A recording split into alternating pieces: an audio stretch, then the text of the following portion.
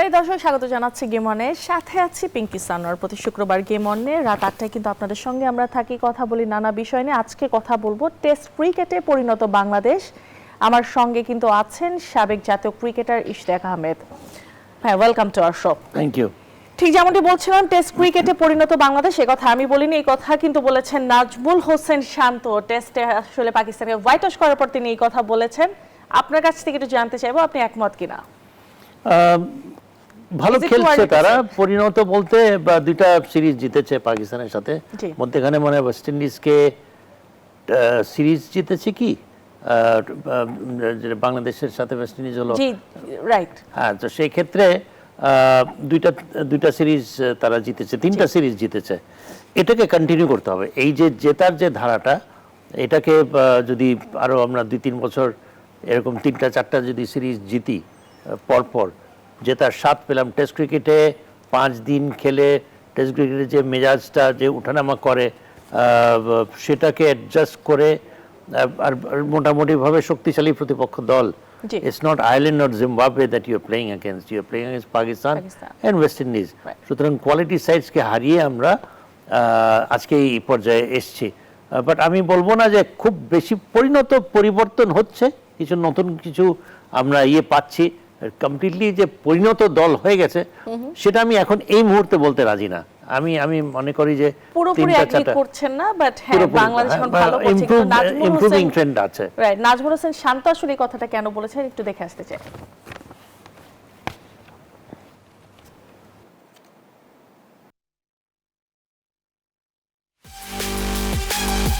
সিলেট টেস্টের পঞ্চম দিনটা ছিল রোমাঞ্চে ভরপুর। ম্যাচের ভাগ্যটা ঝুলছিল পেন্ডুলামের মতো, তবে তাতে চাপ নেয়নি বাংলাদেশ। নিয়ন্ত্রিত বোলিংয়ে শেষ দিনের প্রথম সেশনেই জয়ের হাসি। ম্যাচ শেষে ফুরফুরে মেজাজে অধিনায়ক নাজমুল হোসেন শান্ত জানালেন, কঠিন পরিস্থিতিতে নিজেদের আবেগ নিয়ন্ত্রণ করতে পারছে টাইগাররা।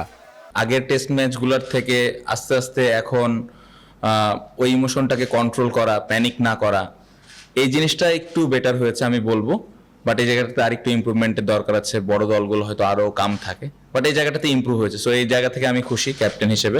তবে কিছু জায়গায় আরো উন্নতির প্রয়োজনও দেখছেন বাংলাদেশের অধিনায়ক। আমাদের টেস্ট টিমটা আস্তে আস্তে বিল্ড করতে হবে, আরো অনেক জায়গা আছে ইমপ্রুভমেন্টের, ওই জায়গাগুলো ঠিকঠাক করতে হবে। সো ওই জায়গাগুলো ঠিকঠাক করে যখন আমরা দেশে এবং দেশের বাইরে কনসিস্টেন্টলি ভালো খেলবো, তখন আমি বলবো যে না, আমাদের টিমটা আগের থেকে ভালো অবস্থানে যাবে।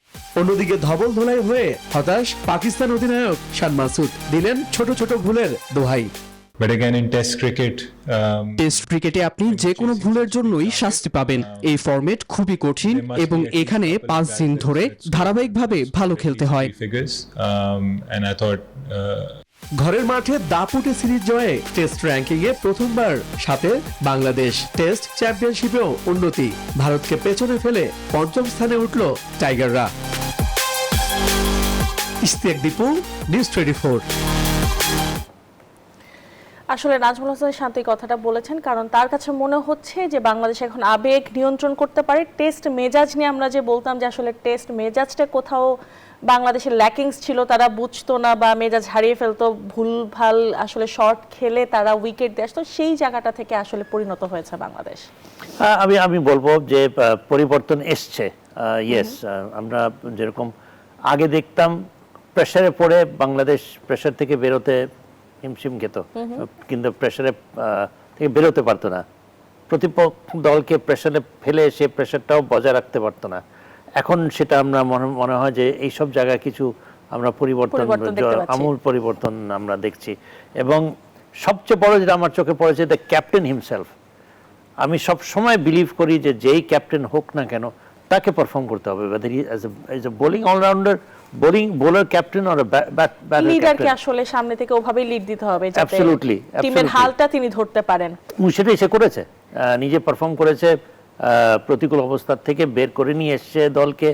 এবং when you lead as a captain, when you lead from the front, বাকি যারা প্লেয়ার আছে, they look up to you, they respect you, এবং তখন ইউ ক্যান একটা কমান্ডিং ভয়েস তখন থাকে।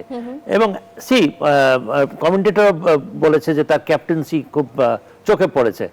এখন ক্যাপ্টেন্সি যদি এখন যদি সিরিজ হারতো এই সেম ডিসিশনস গুলা তখন যদি এখন টিম ভালো খেলছে, সি এভরিবডি ইজ পারফর্মিং। এখানে একটা ক্যাপ্টেনের আমি বলবো যে যথেষ্ট he is a good captain, এই জন্য he has done his primary job as a batsman. He has perform, টিমকে বিপদ থেকে বের করেছে। That is what you do as a leader. তো সেটা সে করতে সক্ষম হয়েছে এবং বাকিরাও অনুপ্রাণিত হবে, হওয়ারই কথা, সেটা রেজাল্টই বলছে। নট দ্যাট যে সে ক্রুশাল সময় একটু, হ্যাঁ কিছু কিছু অবভিয়াসলি ক্রুশাল ডিসিশনস নিয়েছে, ডেক্লারেশন যেরকম, কিছু বোলিং চেঞ্জেস, কখন তাইজুলকে আনবে, কখন মেহেদী হাসান মিরাজকে আনবে, কোন সময়ে নাহিদকে এনেছে, নাহিদ এনে 4 wicket. So this are some of the good decisions. কিন্তু এটা যদি ব্যাকফায়ার করতো তখন কিন্তু তার captaincy would have been criticised. See আমি বলবো যে সবাই কন্ট্রিবিউট, যখন যে যাকে কাজে লাগাবার সে কাজে লাগিয়েছে, তারাও ডেলিভার করেছে। সো সেই সেন্সে পার্থক্যটা আসলে এই দুইটা টেস্টে বাংলাদেশ যে আসলে পাকিস্তানকে হোয়াইট ওয়াশ করলো, মূল পার্থক্যটা আপনার কোথায় মনে হচ্ছে, কোথায় গড়েছে, মানে কোন সাইডটা বেশি ডমিনেট করেছে বা বাংলাদেশ আসলে পাকিস্তানকে কোথায় হারিয়েছে? প্রত্যেকটা ডিপার্টমেন্টে আমার মনে হয় যে বডি ল্যাঙ্গুয়েজ, তাদের মধ্যে ম্যাচুরিটি তারা দেখিয়েছে। খালি একমাত্র আমার মনে হয় ওপেনিং স্লটটাতে, ওপেনিং ব্যাটিংয়ে একটু স্ট্রাগল করেছে। Otherwise middle order batters they played well. যারা সিনিয়র্স যে দায়িত্ব পালন করার সেটা করেছে, যেটা পাকিস্তানের ব্যর্থ হয়েছে। পাকিস্তানের মোহাম্মদ রিজওয়ান, বাবর এবং শান মাসুদ, সাউদ শাকিল, এরা কিন্তু, সলমান আগা, যথেষ্ট এক্সপিরিয়েন্স পাই নাও। কিন্তু look at our experience players, Mushfiq Rahim century মেরেছে, লিটন দাস সেঞ্চুরি মেরেছে, ইভেন শান্ত আমার 2টা সেঞ্চুরি পরপর হওয়ার কথা ছিল, হয়নি। ইভেন সবচেয়ে কনসিস্টেন্ট ব্যাটসম্যান ছিল Mominul Haque. So everybody did their job এই জায়গায়। এবং যদি আমরা স্পিনার্সদের দেখি, স্পিনার্সও কিন্তু 5টা উইকেট মেহেদী হাসান মিরাজ পেয়েছে, একবার 5টা উইকেট পেয়েছে। ওই দিক দিয়ে নাহিদ রানা পেয়েছে এবং তাসকিন সময় মতো ব্রেক থ্রু দিয়েছে, শরীফুল সময় মতো উইকেট পেয়েছে। তো সবার নিজের আসলে পেসার আমরা যদি বলি, স্পিনার যদি আমরা বলি, সবাই কন্ট্রিবিউট করেছে। এখানে আমার মনে হয় যে মেইন তফাৎটা এখানেই তারা 7 নম্বরে উঠে এসেছে বাংলাদেশ টেস্ট র্যাঙ্কিং এ। এটা আসলে 5 নম্বর না, 7 নম্বরে উঠে 7 নম্বরে, ওকে। 7 নম্বরে যে উঠে এসেছে টেস্ট ক্রিকেটে, এটা আসলে বাংলাদেশ ক্রিকেটের জন্য কতটুকু গুরুত্ব বহন করে? ওয়েল, এটা ক্ষণস্থায়ী যেন না হয়, বিকজ আরও টেস্ট ম্যাচেস তারা খেলবে এবং অন্যান্য দলগুলা, শক্তিশালী দলগুলোর সাথে খেলে যদি এটা বজায় রাখতে পারে, তাহলে আমি বলবো এখন এটা আই হোপ এটা ক্ষণস্থায়ী যেন না হয়। বাট দেন এগেন আমরা জিতেই কিন্তু এখন এই পর্যায়ে এসেছি।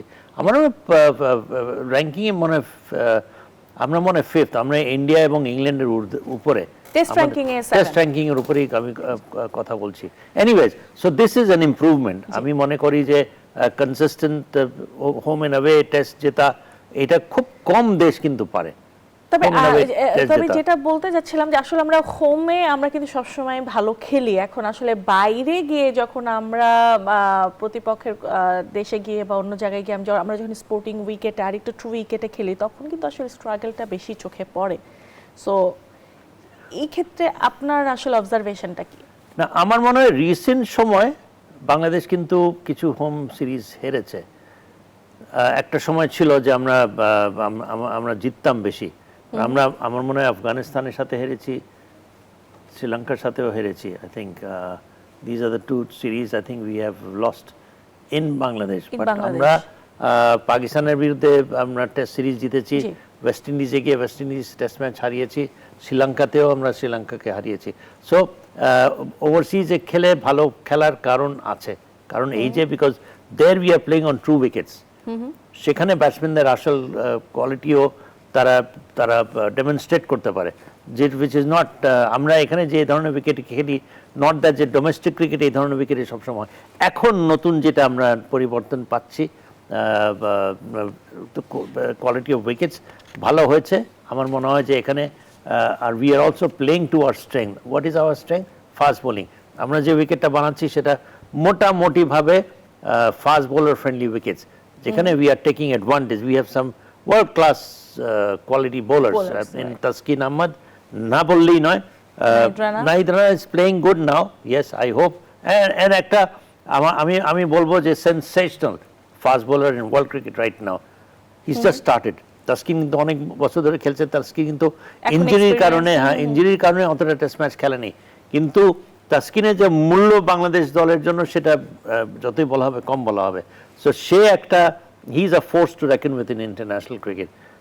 Not the fastest bowler in the world, but really penetrative bowler, wicket taker. Shariful আছে আমাদের, we had Anar Khalid is a good fast bowler. Hassan Mahmood is a good fast bowler. Right. অনেকে আছে, শরীফুল আছে, আমাদের battery of fast bowlers আমাদের রয়েছে। তো আমাদের এখন বর্তমানে এই স্ট্রেংথটাই আমরা কাজে লাগাচ্ছি হোম ইস্যুতে খেলে।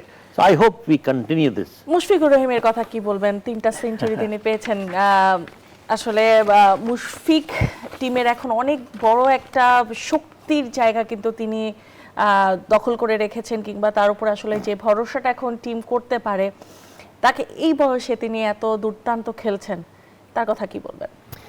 একটা স্তম্ভ অ্যাকচুয়ালি মুশফিক, একটা স্তম্ভ। এবং মুশফিক যে জিনিসটা করেছে সে একটা এক্সাম্পল সেট করেছে। ফিটনেস, ডেডিকেশন, কমিটমেন্ট, যত সব যা আছে এর মধ্যে rolled into one, which is Mushfiqur Rahim. এবং আমার মনে হয় যে টেস্ট ক্রিকেটের একটা ব্যাটসম্যানের জন্য যে একটা বেঞ্চমার্ক তৈরি করার, সাকিবও করেছে, তামিমও করেছে। আমার মনে হয় যে Mushfiq has now surpassed everyone. মমিনুল্লাহও has also scored lots of centuries. Mushfiqur রহিমেরটা কি দায়িত্বশীল এবং হোম এন্ড অ্যাওয়ে তার বড় বড় ইনিংস রয়েছে। এবং তার ব্যাটে যে আসলে এখনো তার মধ্যে যে একটা রানের ক্ষুধা বা তার মধ্যে যে অ্যাগ্রেশনটা এখন দেখা যায়, এটা আসলে দেখতে খুব ভালো লাগে ইশতিয়াক ভাই। সেটা একটা স্ট্যান্ডার্ড সেট করেছে, যে তার কমিটমেন্ট, ডেডিকেশন অ্যান্ড তার ফিটনেস। সবাই এক বাক্যে বলে যে ফিটনেসে যদি কেউ কোনো নমুনা যদি হয়ে থাকে, দ্যাট ইজ মুশফিকুর রহিম। এবং সেও জানে যে এই ক্রিকেটে সার্ভাইভ করতে গেলে first and foremost Virat Kohli একটা যেরকম দৃষ্টান্ত, আমাদের মুশফিক রহিম এরকমই একটা দৃষ্টান্ত। এবং ওকে অনেকে অনুকরণ করবে। এবং আমার মনে হয় যে this young players don't need to follow players from outside. আমাদের মধ্যে মুশফিক রহিমই একটা আছে যে কিনা একটা উৎকৃষ্ট একটা দৃষ্টান্ত হিসাবে নিজেকে প্রতিষ্ঠিত করতে পেরেছে। এবং আমার মনে হয় যে age is just a number, এবং that is what he is proving. এবং আমার মনে হয় যে এটা যদি ধরে রাখতে পারে, he'll serve cricket for another 2-3 years. এবং আমার মনে হয় যে তার খেলা তো বরং ট্রেন্ড তো দেখা যাচ্ছে যে he's just going better by the day. নিশ্চয়ই। আপনার কাছে আসলে যদি বলি যে ইশতিয়াক ভাই, যে এখন টেস্ট ক্রিকেটটাকে 7 নাম্বার থেকে যদি আমরা আরো বেটার করতে চাই, আমরা 3 নাম্বারে ফার্স্টে নিতে চাই বা 2 নাম্বার নিতে চাই, বেটার একটা সাইডে আমরা যেতে চাই, কোন জায়গাগুলোতে মেইনলি কাজ করা উচিত? আমার মনে হয় যে ফার্স্ট অ্যান্ড ফরমোস্ট ভরসা করতে হবে ক্যাপ্টেনকে। একটা সিরিজ খারাপ করলেই ক্যাপ্টেন উপরে ঝাঁপিয়ে পড়ে, এই জিনিসটা আমাদেরকে এখান থেকে বেরোতে হবে। You have to have confidence in the captain even if he fails. But সবচেয়ে গুরুদায়িত্ব হচ্ছে এখানে, যদি আমাদেরকে যদি এগিয়ে যেতে হয়, captain has to be consistent in his own performance. সে যদি করতে পারে, আমার মনে হয় যে টিমকে মোটিভেট করতে পারে, ইন্সপায়ার করতে পারবে। এবং সে নিজে he has to earn respect from the team. It's a team game. See যে সে ভালো খেলেছে এবং প্রত্যেকটা প্লেয়ার কিন্তু এখানে কন্ট্রিবিউট করেছে, এখানে কিন্তু ক্যাপ্টেনের একার দায়িত্ব না। আশরাফুল আসলে ব্যাটিং কোচ হিসেবে আসার পরে ব্যাটিং এর উন্নতি কতটা নজরে পড়েছে, এটা যদি আপনার কাছে একটু জানতে চাই, কারণ এই জায়গাটা নিয়ে কিন্তু আসলে কথা না বললেই না। আমরা কিন্তু আগে স্ট্রাগল করতে দেখতাম, এবং অনেকেই বলতো যে ফরেন কোচ ছিল, হয়তো তাদের সাথে কমিউনিকেশন একটা গ্যাপ ছিল প্লেয়ারদের, হয়তো তারা তাদের ভুলটা ওভাবে গিয়ে কমিউনিকেট করতে পারতো না, স্বাচ্ছন্দ্য বোধ করতো না, যেটা আশরাফুলের সাথে এখন হয়তো বা পারছেন, এবং ব্যাটিং এর কিন্তু উন্নতি লক্ষ্য করা যাচ্ছে। Absolutely, absolutely. আমি বলতে যাচ্ছিলাম, আশরাফুলের নামটা আমি নিতাম এখন। See he was a world class, the best young player in world cricket. ভাইয়া একটু থামাতে হচ্ছে, আসলে আজানের সময় হয়ে গেছে, সো আমাদেরকে একটা বিরতিতে যেতে হবে। আশরাফুলকে নিয়ে অবশ্যই বিরতি থেকে ফিরে আপনার সাথে আবার আলোচনা আসবো। দর্শক এই মুহূর্তে যাচ্ছে একটা বিরতিতে, কোথাও যাবে না পিছিয়ে। বিরতির পর আবার স্বাগত জানাচ্ছি। গেম অনে কথা বলছি, ইশতিয়াক আহমেদের সাথে কথা বলছে আসলে ক্রিকেট নিয়ে। ব্রেকে যাওয়ার আগে ঠিক যেটা বলছিলাম, আশরাফুলের ব্যাপারে কথা বলছিলাম, যে আসলে আশরাফুল আসার পর বাংলাদেশে ব্যাটিংয়ে আমূল পরিবর্তন দেখা গেছে, পজিটিভ পরিবর্তন দেখা যাচ্ছে, এটা কি আসলে আশরাফুলের জন্যই কিনা? এবং অনেকখানি আমি তো মনে করি যে এই জন্য যে আশরাফুল একটা ওয়ার্ল্ড ক্লাস প্লেয়ার ছিল এবং একটা সময়ে তাকে মনে করা হতো যে the world's best young player in the world. আমি সে যখন শুরু করে অনেক বছর ধরে তার যে প্রমিস, তার যে পোটেনশিয়াল, সেটা স্বীকৃত ছিল। কমেন্টেটরসরা বলতো যে best young player in world cricket. সে নিজেও ইন্টারন্যাশনাল ক্রিকেটে পারফর্ম করেছে এবং মোটামুটিভাবে দীর্ঘদিন ধরেই তার একটা হাইলি রেসপেক্টেড মানে প্লেয়ার, ওই সেন্সে that he had proven himself as a world class player. তো তাকে এবং সে কি প্রয়োজন ইন্টারন্যাশনাল ক্রিকেটে সাকসেসফুল হতে ব্যাটসম্যানদের পার্টিকুলারলি, যে what is it that you require to succeed against your opposition, সে টেস্ট ক্রিকেটই হোক আর ওয়ান ডে ক্রিকেটই হোক। এবং প্লেয়াররা কমিউনিকেট করাটা সহজ, সে বুঝাতে পারবে প্লেয়ারদেরকে বেশি, মোর দেন দ্য ফরেন প্লেয়ার্স। সেটা আমার মনে হয় এইটা সবচেয়ে বড় একটা অ্যাডভান্টেজ পেয়েছেন, because he is a special batting coach. এবং আমরা এত পরিবর্তন সে যখন থেকে জয়েন করেছে তারপর থেকে কিন্তু প্লেয়ারদের ইন্ডিভিজুয়াল পারফরমেন্সেস আমরা দেখতে পাচ্ছি। দে আর প্লেয়িং, আমি মনে করি যে যে ধরনের পারফর্ম তাদের করা উচিত, পারফরমেন্সে যে একটা প্রয়োজন রয়েছে, because performance at the end of the is the main factor. So আমার মনে হয় এই কিছু কিছু জিনিস, কোন উইকেটে কী ধরনের, কোন বোলার এগেনস্টে কী ধরনের অ্যাপ্রোচটা কীরকম হবে টেস্ট ক্রিকেটে হওয়া উচিত। তো আমার মনে হয় হু বেটার দেন আশরাফুল, সে যেভাবে বোঝাতে পারবে। তো আমার মনে হয় ওই ইন্টারাকশনটা ভালো হয়েছে, ফিডব্যাক ভালো পাচ্ছে coaching staff because of his presence. So I think or presence in this particular movement, যে সাকসেসটা আমরা দেখতে পাচ্ছি, আমি মনে করি যে লার্জলি বিকজ অফ হিম। খালি এখন হচ্ছে গিয়ে ওপেনিং ব্যাটার্সরা আমাদেরকে একটা, we need a good pair. একটা শুরুটা কিন্তু সবসময় আমাদের একটু শেখি হচ্ছে, সেই জায়গাটা একটা কনসিস্টেন্সি দরকার। সো এবং এখানে আমি না বললেই নয়, এখানে আমি তামিম ইকবাল আশা করি প্রেজেন্ট হবে, বিকজ এখানে আর কেউ তো নাই। সো এবং he is bin a world class opening batsman, এবং আমার মনে হয় যে তার ধারে কাছে ওকে কনসিস্টেন্ট এবং তার ওই লেভেলে কোনো যায়নি কেউ। সো হি নোজ, এবং সে এটাও জানে যে আমাদের ঘাটতিটা কোথায়। আই এম শিওর সে জানে, বিকজ প্রত্যেক সময় তো সেই তো ওপেন করেছে। Who has been his regular partner? Imrul Kayes এক সময় সৌম্য সরকার, এক সময় লিটন দাস, বিভিন্ন সময় বিভিন্ন। তো এই একটা জায়গা যেখানে আমাদের নজর দিতে হবে এবং we need to produce. So who better than him? এখন কিভাবে তার সাকসেস ফেলিয়ার আমি মনে করব যে আমরা যদি 2-3টা ওয়ার্ল্ড ক্লাস ওপেনিং ব্যাটসম্যান যদি না পাই, আমি ব্যক্তিগতভাবে বলবো যে এখানে তামিম ইকবালের failure as a president, frankly speaking, because we need 2-3 world class players, batters than anything else in. আমরা এই ক্ষেত্রে যদি একটু এইচপি দলের দিকে একটু যদি চোখ দিয়ে, আমাদের এইচপি থেকে কি খুব ভালো মানের প্লেয়ার কি মানে বের হচ্ছে? এইচপির কিন্তু এখন দায়িত্ব পেয়েছেন সালাউদ্দিন, যে ওনাকে দায়িত্ব দেওয়া হয়েছে, বাট এইচপি থেকে আসলে যেমন প্লেয়ার আসা উচিত বা যেভাবে কাজ করছে, আমরা কি সেই মানের প্লেয়ার পাচ্ছি? ফ্র্যাঙ্কলি আমি মনে করি যে পার্টিকুলার, যেহেতু ওপেনিং ব্যাটসম্যানদের নিয়েই কথা হচ্ছে, this is a specialised area, এবং এখানে অনেক গুণাবলী দরকার একটা ওপেনিং ব্যাটসম্যানের, এবং সেটাকে করতে গেলে আমাদের যে ডোমেস্টিক ক্রিকেট যে ধরনের উইকেট আমরা খেলি, যে ধরনের ফাস্ট বোলার্স আমরা প্রতিনিয়ত ফেস করছি, আমরা কি ওই মানের ফাস্ট বোলার কি প্রতিনিয়ত আমরা ফেস করছি domestic cricket? First of all আমার এখন নাহিদ রানা এসছে, তাসকিন এসছে, এদেরকে কতজন কয় ওভার কিংবা কত সুযোগ পায় এদেরকে খেলতে? আমরা 2-1টা ওয়ার্ল্ড ক্লাস বোলারের কথা বললাম, এরকম ভুরি এই মানের বোলার থাকতে হবে ডোমেস্টিক ক্রিকেটে, এবং ওই রকম উইকেটেও খেলতে হবে। আর তা নাহলে আমরা ওরকম ওয়ার্ল্ড ক্লাস ওপেনিং ব্যাটসম্যান আমরা প্রডিউস করতে পারবো না। তো সেক্ষেত্রে উপায়টা কি? এইচপি টিম আমি যদি আমরা তৈরি করিও, এইচপি টিমও তো এই ধরনের কন্ডিশনই তাদেরকে খেলতে হবে, খেলাতে হবে।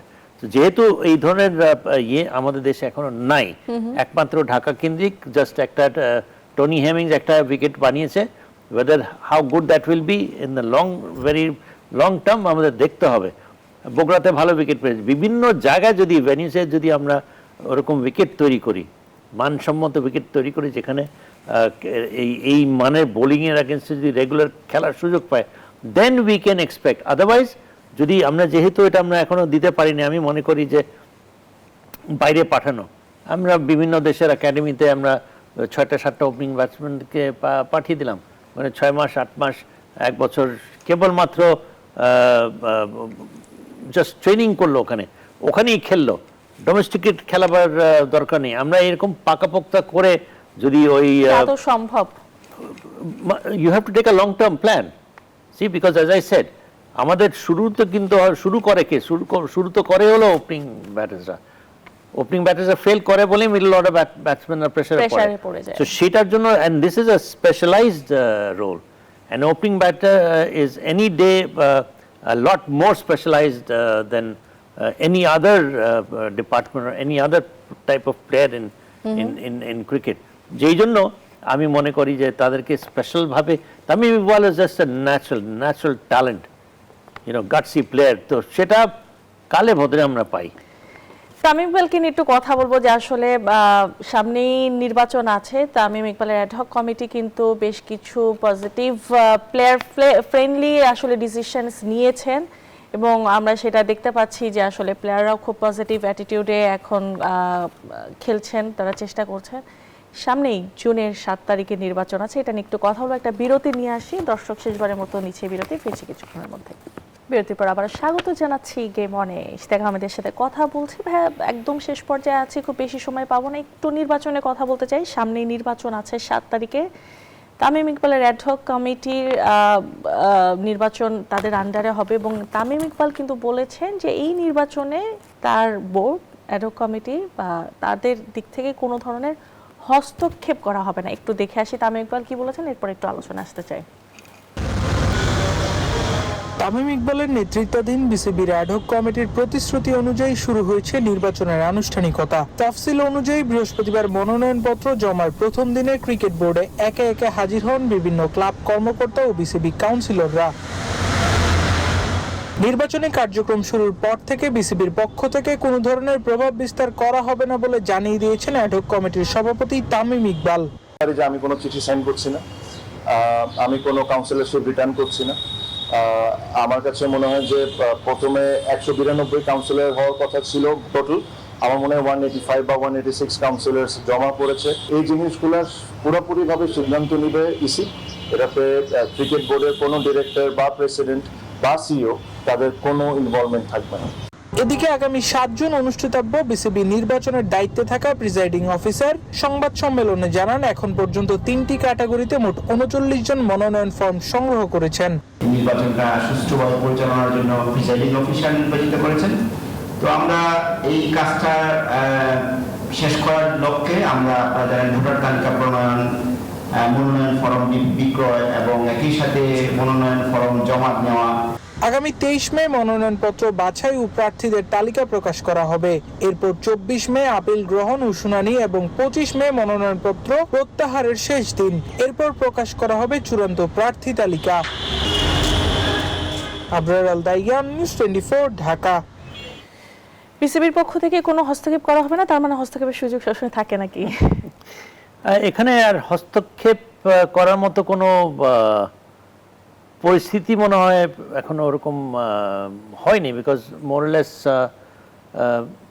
কারা প্রেসিডেন্সিয়াল আর তো কেউ নাই, he is the only one so far we know. এবং যারা নতুন যারা হবে, পুরনো কেউ নাই, এবং এখানে কোনো রকমের যে কোনো ইলেকশনে একটা প্রতিদ্বন্দ্বিতা হয়, একটা কম্পিটিশন হয়, একটা চ্যালেঞ্জিং একটা এনভায়রনমেন্ট ক্রিয়েট হয়।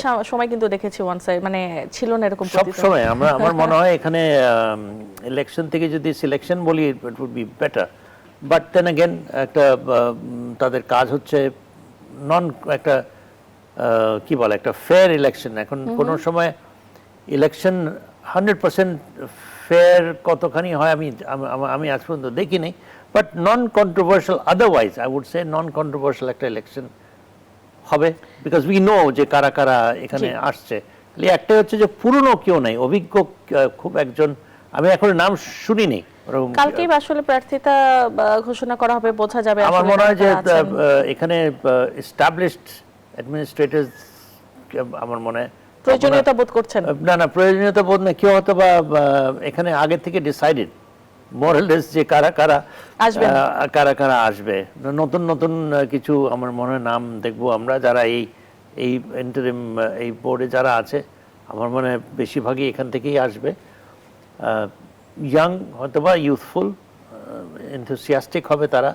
এবং তামিম ইকবাল যদি হয়, সে যে নেতৃত্ব দেয়, আমি মনে করব অলরেডি আমরা যতটুকু দেখেছি ক্রিকেট ফ্রেন্ডলি কিছু উদ্যোগ নিয়েছে, ইনিশিয়েটিভস নিয়েছে, পদক্ষেপ নিয়েছে, ইম্প্যাক্ট রেখেছে। এটা 3 মাসের জন্য ঠিক আছে, এগুলা আপনি নিতেই পারেন। নেক্সট 5 ইয়ার্স এর জন্য, 5 ইয়ার্সে যখন হবে তখন আমার মনে হয় যে cricket diplomacy will come into play. তখন তো বিকজ ক্রিকেট বোর্ড ইজ কি বলবো, is a highly challenging assignment. International ক্রিকেটের দেশের সাথে একটা কমিউনিকেশন এবং ডিপ্লোমেসি বজায় রাখতে হবে। সেখানে কতখানি ম্যাচিওরড লোকজন আছে আমার জানা নাই। That will B one area of challenge. তখন তামিম ইকবালকে এমন হতে পারে যে যারা অভিজ্ঞ আগে বিগত দিনগুলোতে ছিল, তাদের যদি সে সহায়তা মনে করে যে নেওয়ার মতো নিতে পারে, আমার মনে হয় that will be a very sensible thing to do.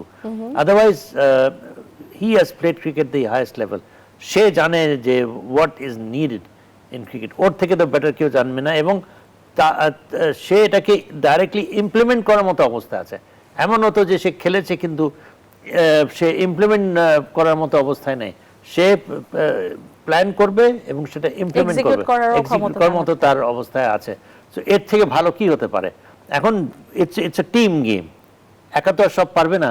এখন বাকি যারা আছে তারা যদি তাকে কোঅপারেট করে, সাপোর্ট করে, আমার মনে হয় যে yes, I am sure he has a vision.